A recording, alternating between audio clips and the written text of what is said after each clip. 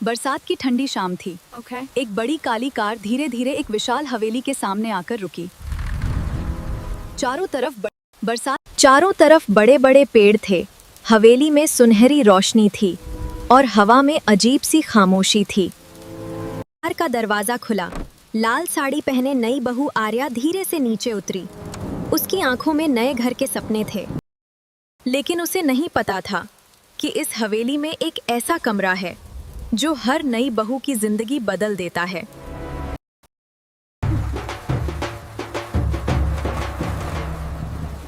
आज से यही तुम्हारा घर है बहू। लेकिन आर्या ने देखा, घर के सभी लोग खुश होने के बावजूद थोड़े डरे हुए लग रहे थे। रात को आर्या हवेली घूम रही थी। पहली मंजिल सुंदर, दूसरी मंजिल शांत, लेकिन तीसरी मंजिल पर पहुंचते ही ठंडी हवा चलने लगी। गलियारे के आखिर में एक बड़ा पुराना दरवाजा था। उस पर सुनहरी चाबी का निशान बना था। उस कमरे के पास मत जाना। आर्या की आंख खुल गई। वो धीरे धीरे बाहर निकली। पूरा घर अंधेरे में डूबा था, लेकिन ऊपर तीसरी मंजिल से सुनहरी रोशनी आ रही थी। क्रीक! दरवाजा अपने आप खुल गया। अंदर का कमरा किसी सपने जैसा था। हवा में चमकते तारे, उड़ती किताबें, दीवारों पर जादुई चित्र।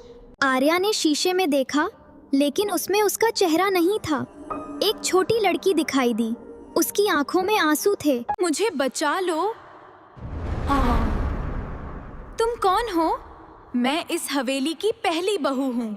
हाँ। अगले दिन आर्या ने पुराने नौकर से पूछा, इस कमरे में क्या है? बहू। इस हवेली की हर बहू गायब हो जाती थी। आर्या को स्टोर रूम में एक पुरानी डायरी मिली। उसमें लिखा था, इस कमरे की ताकत खुशियां खा जाती है। रात को सास तीसरी मंजिल पर गई।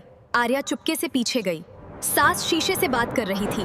मुझे अमीर बने रहना है। शीशे में रहने वाली आत्मा बोली, इस परिवार ने दौलत के लिए जादू किया था।